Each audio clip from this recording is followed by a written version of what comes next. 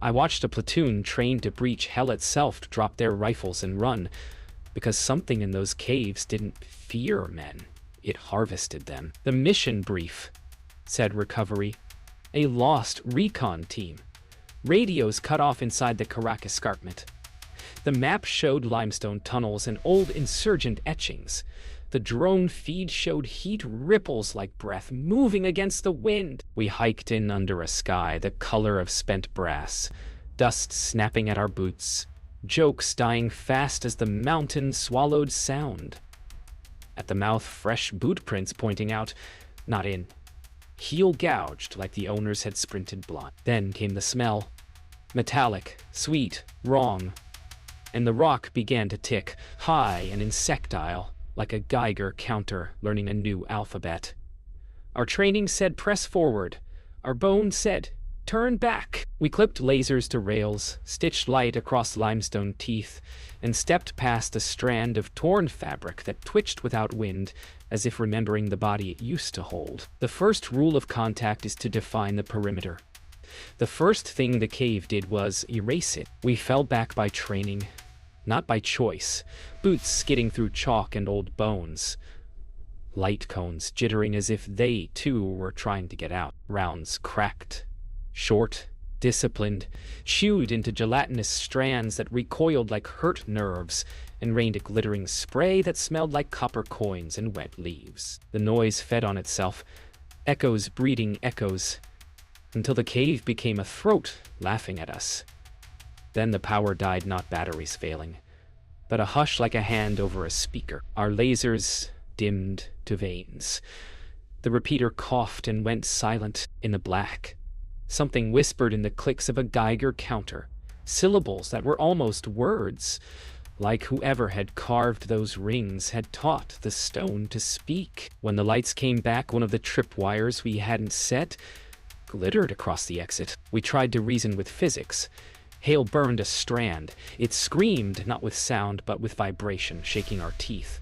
Merritt cut one, and it kept writhing around both pieces like twins eager to rejoin. Voss mapped an exfil path around the new tripwire. Then the cave remapped us a side shaft that hadn't been there, leaned open like a mouth, edges wet and smooth, leading toward a wind that smelled of tide pools and antiseptic. Fareed muttered that caves move in the old stories when the mountain decides you don't deserve landmarks. Ortega said the rings we were seeing weren't art but instructions, contours for growth, like a blueprint teaching rock to turn into organ. Jay kept looking at the ceiling, whispering that the heat was organizing, not chasing us. We moved, 5 forward, 1 backward, guns and light and rules toward the shaft that promised not safety, but a different kind of danger. Inside the shaft, sound behaved like a liar. Our footfalls landed a half-second before we lifted our boots. The ticks rearranged into patterns that matched our heartbeats, then slipped 1 beat ahead as if training us to a new rhythm. The carvings resolved into ridges and seams, no longer chisels work but sutures, and I hated how quickly my brain accepted the word. Hale said the metallic smell wasn't blood. Trace analysis suggested iron-rich spores. Merrick said spores. Daunt set tripwires. Voss said both things could be true and kept us moving. Fareed stopped and turned his bead string slowly, listening. Ortega tilted her head to the same unheard music and whispered that the mountain had learned us, was predicting us. We stepped through a curtain of hanging strands that parted like seagrass, and the temperature rose as if we'd stepped into the body heat of an audience, leaning closer. We reached a chamber that felt like a cathedral planned by something that had seen a cathedral only in a dream. Stone benches grown from the wall faced a dais of ribs. Above, the ceiling sagged with sacks that flexed in sympathy to our breathing. A helmet sat on the dais, tagged with the call sign from the missing team, visor fogged from the inside. Voss approached with both hands open and empty, as if the room respected ceremony. The helmet twitched. Fog smeared into letters that wrote themselves backward, then forward, then into a shape like our unit patch. Farid whispered that it was learning our flag. Jay said in a small voice that the drone had picked up something inside the rock with a heartbeat.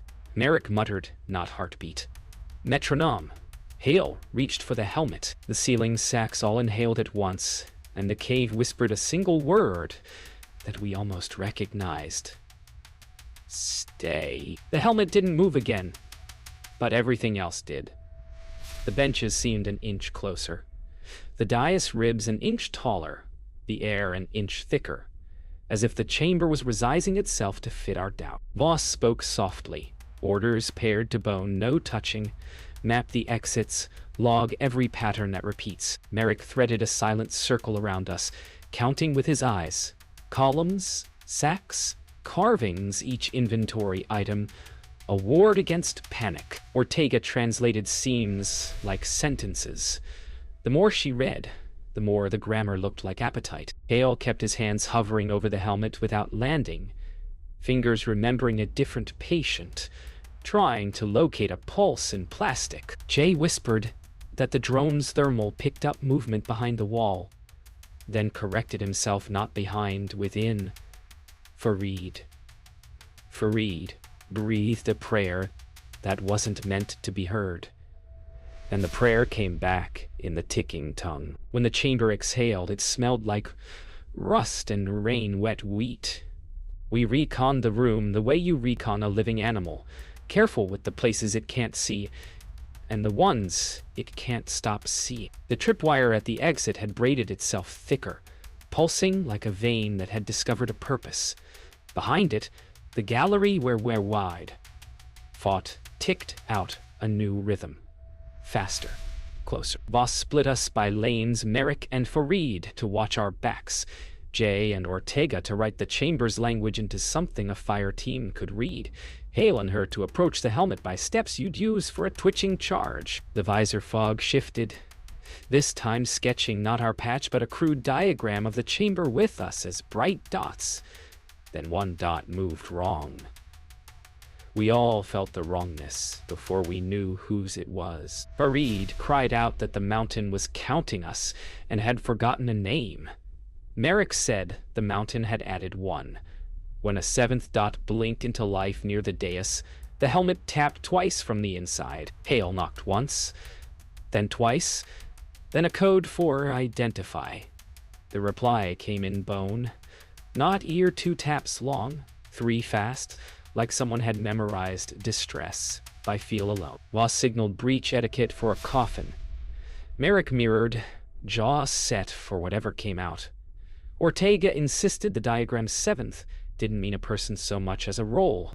It wants a mouth, she said, and we pretended not to hear. Jay mumbled that the thermal signature inside the visor was colder than the chamber, like a void wearing a face. Farid swore the old story said, caves could borrow a voice if you gave them a helmet. Voss lifted the latch as if diffusing a friend, and the visor peeled back with a skin noise. Inside lay not a head, but a knot of translucent cords braided through a dog tag chain, flexing with gentle, expectant squeezes. The tags sang against each other with the clean, innocent sound of coins. Rouge. The tags read out the names we'd come for, except the dates were wrong. The death stamps were tomorrow. Hale reached with tweezers for a strand that pulsed in time with his own carotid. It tightened, resisting like a vein that had decided to be a tendon. Voss said we take the chain and go. Ortega said taking it would teach the room we could be harvested. Farid whispered not to steal from shrines.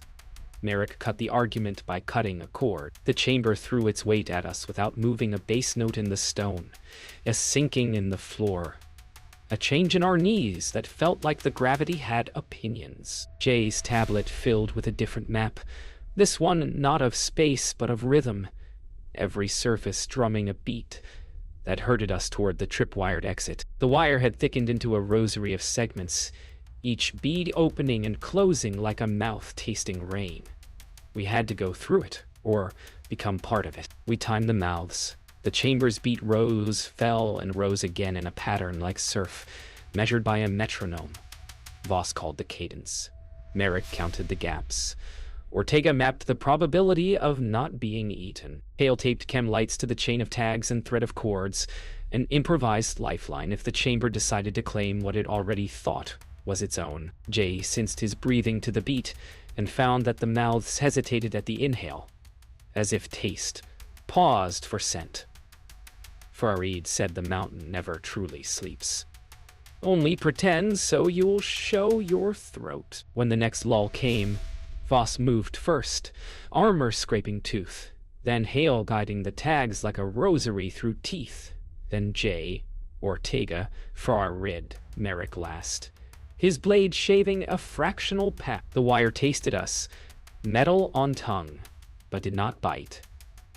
Behind, the helmet tapped twice more, then went silent, like a metronome that had learned restraint. The gallery we'd left behind had learned our rhythm and laid it out like bait. The tripwire mouths fell quiet behind us, but the ticking voice moved ahead, a chorus teaching the tunnel to sing our footfalls before we took them. We set a hasty L-shaped ambush, textbook, in a place that hated books, and waited for a target that might be a ceiling deciding to be floor. Voss counted breaths, then switched to counting the lack of them. Hale whispered his pulse to prove we were still chemical, not pattern. Jay swore his drone, dead minutes ago, was pinging from deeper in, not with battery, but with borrowed current. Ortega sketched a glyph she'd seen repeating concentric rings around a triangle, familiar like a logo you distrust and cannot place.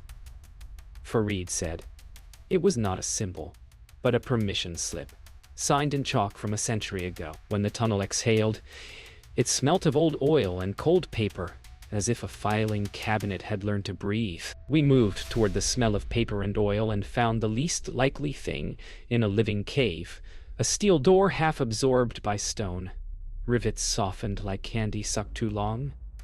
The triangle and rings stamped in faded stencil beside a number. That could have been a date. Merrick brushed away calcite with the same care you'd use for snow on a buried name. A line of English exposed itself, field note, Aurora. Ortega stiffened. She'd seen the project name in a redacted journal about seismic weapon trials. Voss kept her voice neutral and told Jay to get whatever the node would give without waking anything else. Hale listened at the seam. Behind it, a dry silence like desiccated lungs. Farid said the mountain did not eat iron unless it needed its memory. The lock yielded to time, not us. Inside, dust lay in disciplined layers, and on the table a reel recorder sat with its tape threaded through a rock that had grown to cradle it like a nest. Jay powered the recorder with a battery brick and a prayer. The reels turned reluctantly, as if the stone resisted giving up what it had learned to hold. The tape spoke in a voice of winter numbers, calm and endless, a numbers station cadence braided with ticks we had already met. Between sequences, a woman's breath wrote itself into the hiss, then a refrain pattern entrains predator. Predator entrains host. Ortega's hands shook as she copied. She added, almost to herself, that entrainment goes both ways. Voss asked for actionable. Hale said the cave was teaching our nervous systems to agree with it. Merrick watched the corridor, counting with the numbers, letting them pass through without catching. Farid stared at a wall and said the mountain liked radios because they were already hollow bones. The last thing the tape offered was a date 2 days from now and the word evac. Then the stone pinched the tape and the recorder sighed, satisfied to be still. The recorder's last exhale woke the floor. A pulse shuddered beneath our boots, not violent but persuasive, coaxing our steps into agreement. Ortega whispered a counter-rhythm, clapped it softly, and the walls hesitated, as if even a mountain can be confused by syncopation. Voss seized the gap, ordering a bound past the node into a crawl space that breathed cool air smelling of rain and wire insulation. Inside the low tunnel, the ceiling drooped like a tongue too tired to taste. Our helmets scraped it raw, and the rawness healed behind us with a wet sigh. Hale's light caught photos pinned under calcite skin faces of the missing team. Edges furled. Taped long ago. Captions in typewriter ink said, Test Group Alpha. Entrainment thresholds. Jay swallowed a noise. Merrick cut a path with his knife. muttering that thresholds go both ways. Farid refused to step on a set of chalk letters preserved in a dry pocket, a prayer, or a warning, or both, telling the mountain to forget our names. The crawl space opened into a shaft where rain fell from no sky.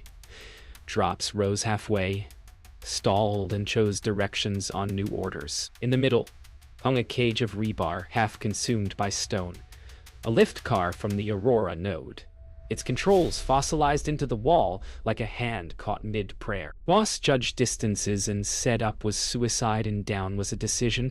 The ticks below sounded like applause underwater. Ortega found a manual crank embedded in calcite. Jay rigged a line.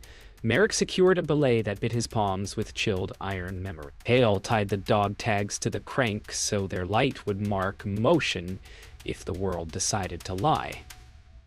Farid told us the old mines had saints. This one had supervisors. We lowered the car, and the mountain lowered its noise to match us. Mercy or mockery, we couldn't tell. As the shaft breathed around us, the tape's numbers clicked in my head, counting not seconds, but choices. The cage descended like a prayer, refusing to reach heaven. Chains murmured through calcite pulleys, the shaft swallowing the sound and giving back a slower echo, as if timing our courage to its appetite. Midway down, the air changed from wet rock to archival dust, a flavor of paper and old current that made the tongue tingle. Ortega whispered that the numbers from the tape had shifted into prime intervals. The mountain was filtering noise from signal. Voss set her jaw and kept us on count, calling the bounds of a space none of us could see. Jay craned, swore he saw light below that wasn't ours, a sodium glow that breathed with a machine's patience. Hale touched the cage and said he felt a pulse that wasn't human, more like a pacer measuring a heart too big for ribs. Farid gripped the saint metal, welded in stone, and told no one in particular that deep places remember more than they forgive. When the cage kissed the floor that had the give of old rubber, the shaft exhaled like a teacher, pleased with a correct answer. We stepped into a room the cave had half digested and half spared, an underground platform with rails sinking into stone like tracks, remembered by muscle. Signs ghosted from Paint Aurora. Test corridor. Do not entrain. Boss had us sweep sectors.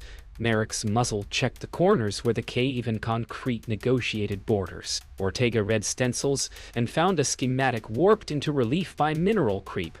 The triangle and rings sat over a cluster marked feedback lab.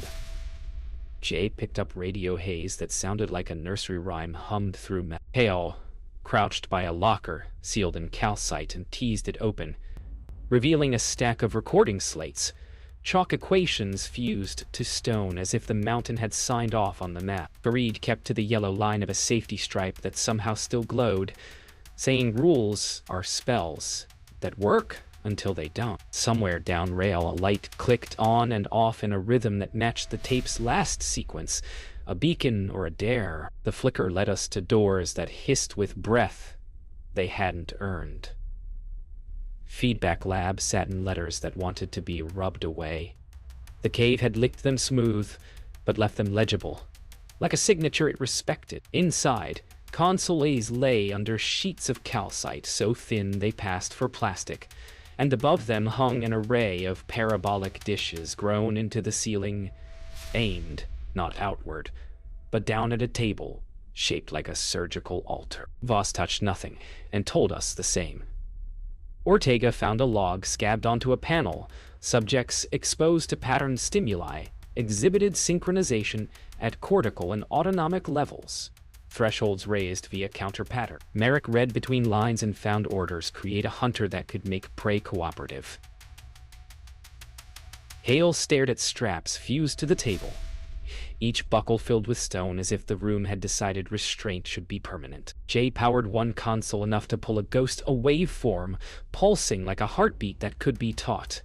The mountain hummed in approval. The waveform answered when Ortega whistled its rhythm, a shy echo at first, then a confident duet. She broke time, syncopated, and the room sulked. The heartbeat on the screen fuzzed, then stabilized, stronger.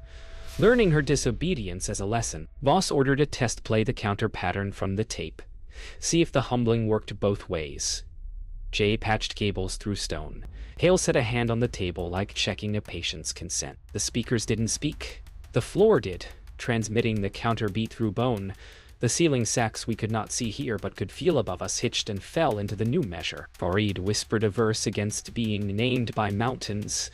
The verse dissolved into the rhythm and came back altered, pronounced by the stone with a kinder accent than we deserved. Merrick, eyes on the doorway, said softly that something big had stopped moving, which meant something bigger had started listening.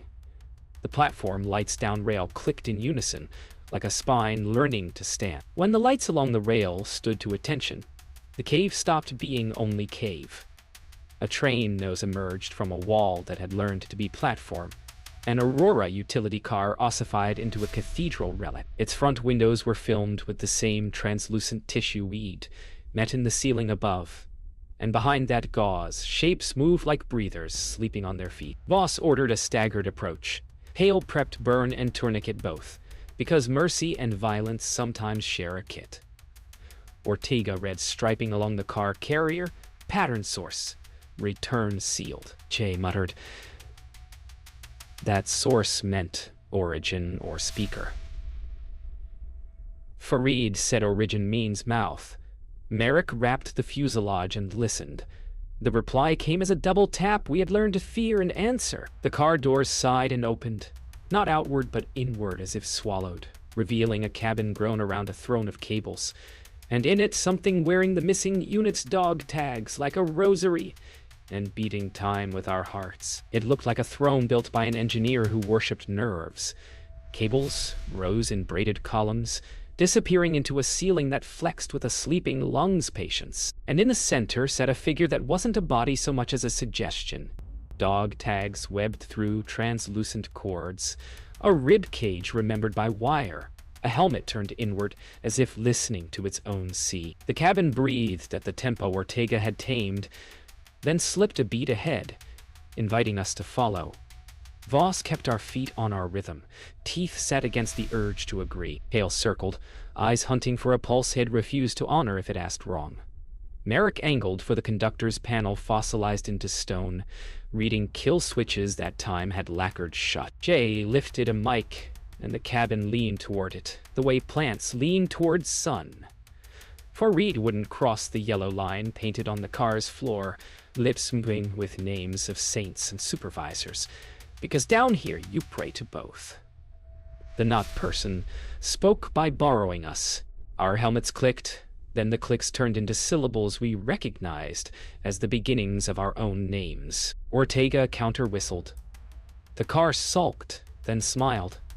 If a room can smile, by opening ports in the throne where cables parted like fingers. Voss told it to release what it had taken. In answer, the dog tags chimed a sequence we'd heard on the tape, and a suture in the rear wall unzipped, revealing a compartment of gear, fused halfway into calcite notebooks. Amories, a sidearm with the barrel grown into stone, like a tooth. Hale reached for a field journal, and it came free, slick with mineral saliva. The first page showed handwriting that shifted mid-sentence into a tracing of the triangle and rings. A line beneath it pattern doesn't hunt. It rehearses. Merrick, said rehearsal, needs an audience, and we were early to the show. Jay whispered into the mic, "What do you want?" The cabin answered by matching his breathing, and then stopping one breath before he did. Hale flipped pages, as if triaging a living patient. What? The journal mapped exposure times against compliance 10 minutes. Hands tremor. 30. Breath learns a stranger.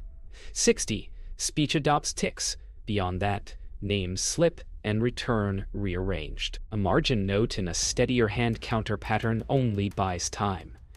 Voss calculated the burn window on her watch and cut our future into measurable pieces. Ortega sketched a loop from console to throne to rail, theorizing that the car was both chapel and mouthpiece. broadcasting the pattern into stone track that learned to be nerve. Merrick found a manual uncouple lever welded to mineral. He tested it, and the room flinched, as if we'd offended its posture. Jay's mic caught a chorus of breaths from nowhere, like an audience behind velvet. Farid muttered that the saints of mines carry dogs to hear the gas speak. Down here we had become the dogs. When the wall beyond the car trembled and stamped a door, outline and condensate, Voss chose movement over mystery. The door wasn't a door until we believed it. Voss walked first, and stone softened under her palm, the way frost yields to breath, opening onto a corridor lined with parabolic recesses. Oral horns fossilized into the cave, all pointed at a chamber where air rolled like slow surf. The sound there built a geometry around us, a cathedral of pressure that invited kneeling. Ortega clapped her misfit rhythm, and the walls skipped a beat, annoyed but impressed. The pressure lifted enough for clear thought. Hale set his pack down with that battlefield gentleness reserved for friends who might not live. Merrick, knife low, mapped sight lines and kill cones that made sense even when the world didn't. Jay rigged the recorder to broadcast counterpattern on loop. Farid recited a verse against hospitable thresholds. When the corridor's horns answered in kind, syncopation returned with extra notes. We realized the mountain wasn't merely learning. It was composing with us. At the chamber's heart stood a dais built of ribs, twin to the one above but larger. Its ceiling sacks bulged with a pale sleeping weather. On the dais lay a box that was not stone and not metal, a case like a field node would love. Stenciled Aurora. Seed. The air thickened with the pleasant ache of a held note. Voss had Hale sweep it for traps old and new. His meter reported nothing conventional and everything else. Ortega scanned the glyphs circling the dais rehearsal marks. Crescendo arrows, a coda sign aimed at the shaft we descended. Jay patched the recorder into the horns so our counter-pattern braided the room's melody. Merrick kept his blade and muzzle in a disciplined argument with patience. Farid asked no permission. He offered apology and stepped aside. Voss opened the seat. Inside a transmitter the size of a lunchbox, its antennae rooted with calcite hair, a blinking, ready light that must have been waiting decades. The mountain leaned closer, expectant. We had found its mouth. The seed was a mouth waiting for a word, and the room wanted to teach us how to say it. Voss weighed options like grenades, destroy, deploy, or deny. Ortega argued that broadcasts cut both ways. Open the channel and maybe everything above learns to breathe to our heartbeat. Hale said the transmitter cycled through priming tones, a cardio version for geology. Merrick kept the muzzle high and his blade low. Patience held between steel edges. Jay looked at the ready light as if it could look back. He said the tape's counter-pattern would boot the device in a mode that listened before it spoke. Farid murmured that some prayers are answers wearing disguises. The chamber swelled, sax ascending to a silent crescendo, and in the gap before the drop we could hear our own blood, stark and mortal. Voss nodded once. We would not destroy a mouth before we knew what it had promised to say. Jay patched leads. Ortega beat her syncopation. Hale steadied the seed like a sternum before a shock. When Jay hit play, the room chose a side, and it wasn't ours or its. It was the side of pattern. The counterbeat rolled out like surf that had learned to box. The transmitter drank it, translated it into a cleaner geometry, then exhaled a lattice we could feel in teeth and marrow. The ceiling sacks recalibrated, not surrendering, rephrasing. Ortega's offbeat found new angles. She smiled with the brittle joy of a codebreaker in the first second after the lock clicks. Hale called pulse rates rising, then leveling. We were not drowning yet. Merrick said doors we couldn't see were opening. He could hear air moving where air hadn't been. Voss watched the corridor, horns like an officer watches artillery, useful, treacherous, final. Farid once more recited the names of saints and supervisors and added our own, asking the mountain to memorize us for later. The seed's ready light steadied. The dais ribs shook as if laughing. Up shaft, something heavy stopped pretending to sleep. Me roar, she. The mountain answered with a train.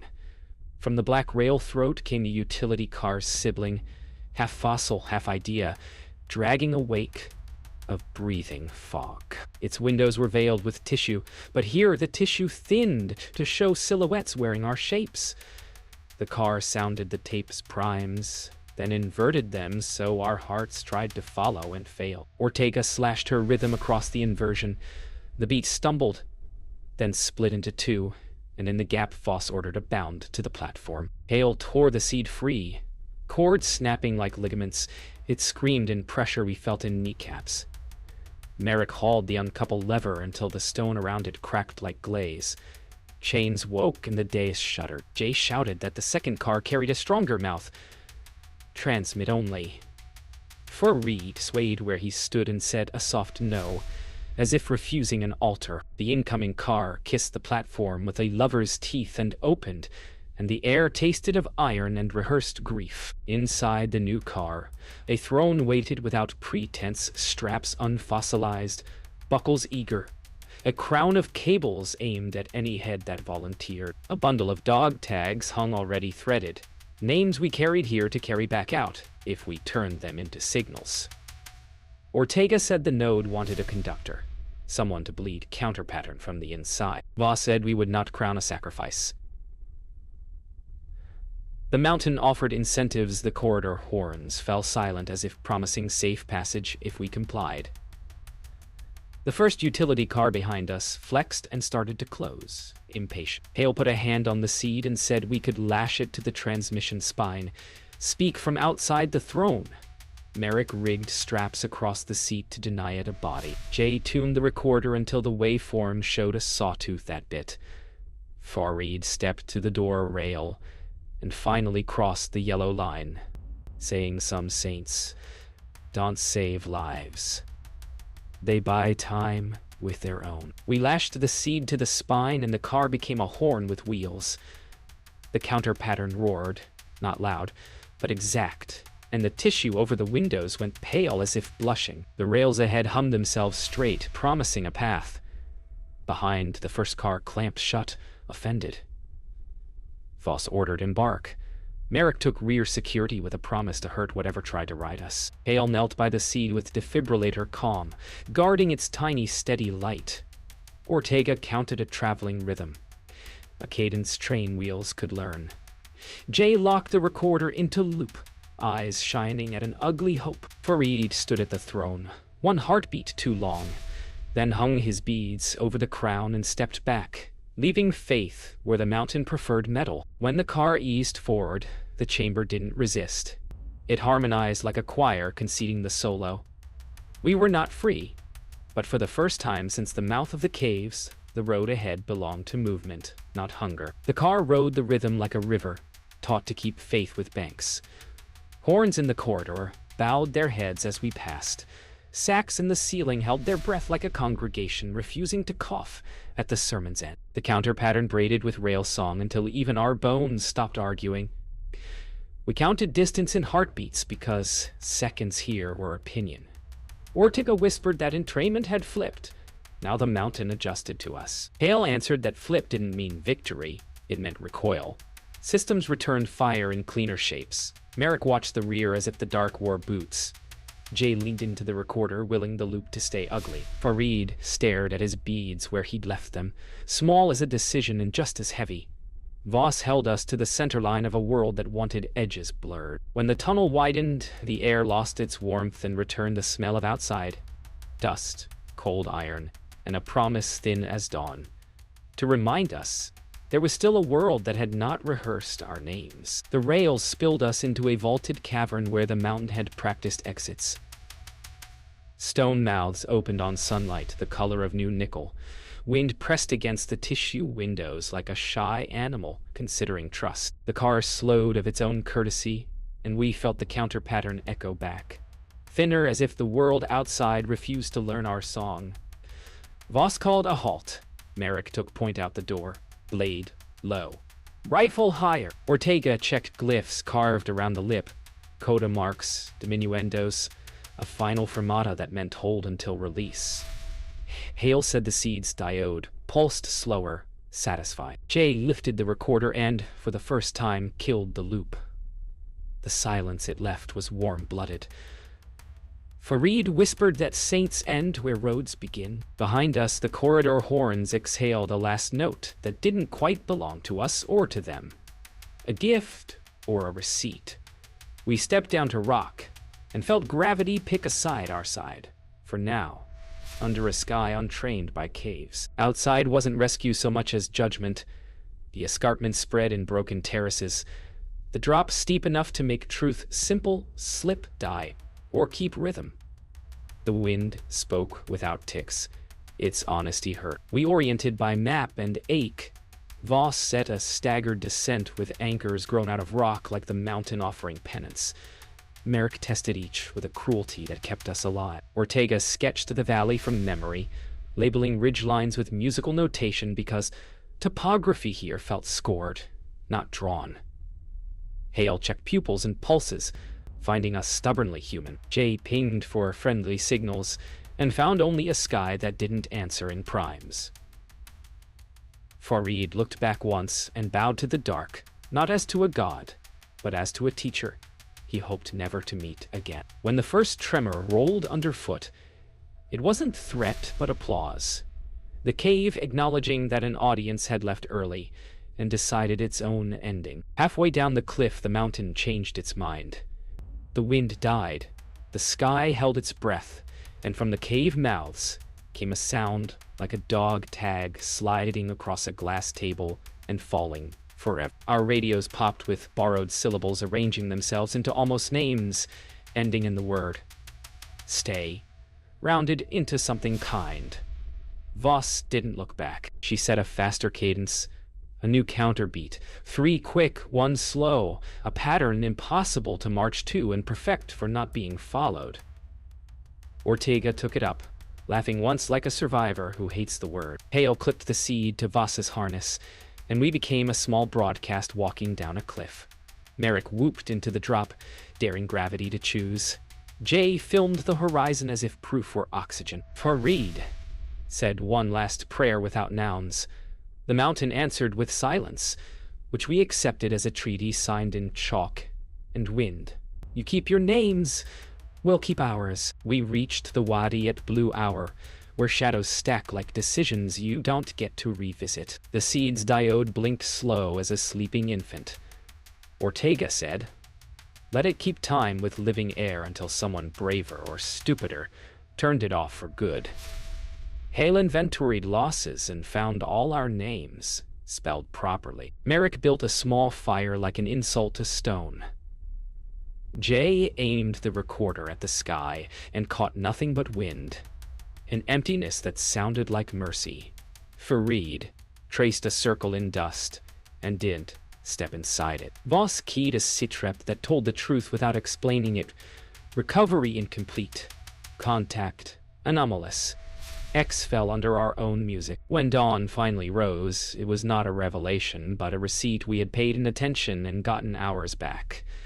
As we shouldered packs, the escarpment ticked once, a farewell in a voice we had almost learned. We didn't run then. Running is for prey. We walked, and the mountain let us go.